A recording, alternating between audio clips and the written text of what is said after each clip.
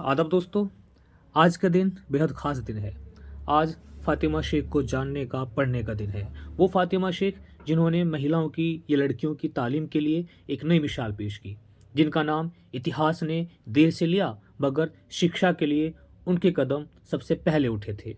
क्या हमने कभी सोचा है कि जब भारत में लड़कियों को पढ़ना और पढ़ाना गुनाह माना जाता था, जब समाज धर्म और जाति की ऊंची दीवारें तालीम के रास्ते में खड़ी कर रहा था, तब सबसे पहले उन दीवारों को तोड़ा फातिमा शेख ने। भारत की पहली मुस्लिम महिला शिक्षिका और लड़कियों के लिए स्कूल खोलने वाली पहली भारतीय महिला बनी फातिमा शेख।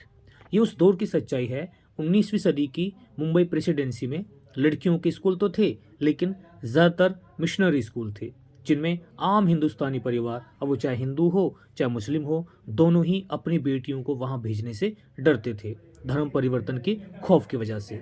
फातिमा शेख के भाई उस्मान शेख अपने इलाके के पहले इंसान थे जिन्होंने अपने घर की औरतों को पढ़ने की इजाज़त दी। उनकी बहन फातिमा शेख उस इलाके की पहली महिला लड़की बनी जो स्कूल गई। 1840 के दशक में ज्योतिबा फूले ने अपनी पत्नी सावित्रीबाई फूले को फातिमा शेख के साथ पढ़ने के लिए भेजा। सावित्रीबाई फूले का जन्म हुआ 3 जनवरी 1831 को और फातिमा शेख का जन्म 9 जनवरी 1831 को पुणे में हुआ। बचपन से ही दोनों तालीम की साथी और सहयोगी बन गई। भारत का पहला लड़कियों का स्कूल 24 फरवरी सन 1848 को भारत में किसी भारतीय द्वारा लड़कियों का पहला स्कूल खोला गया।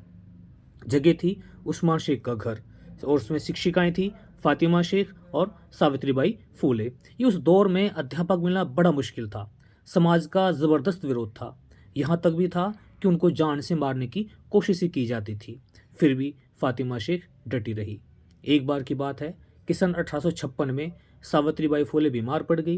तब उन्होंने ज्योतिबा फूले को एक खत लिखा। उसमें लिखा कि फातिमा अकेले बच्चों को पढ़ा रही है, ये उसके कंधों पर बहुत बड़ा बोझ है। जरा सोचिए, जिस औरत का नाम इतिहास ने भुला दिया, उसने कितनी जिम्मेदारियां अकेले उठाई थी। लंबे अरसे तक फातिमा शेख और उस्मान शेख इतिहास की किताबों से गायब रहे, लेकिन फिर इतिहासकार सैयद नसीर अहमद की किताबें 24 फरवरी 9 जनवरी 2022 को गूगल डूडल ने दुनिया को याद दिलाया कि नारी शिक्षा और धर्मनिरपेक्षता की नींव रखने वालों में फातिमा शेख सबसे आगे थी। आज उनको जानिए, उनको पढ़िए। बहुत बहुत शुक्रिया।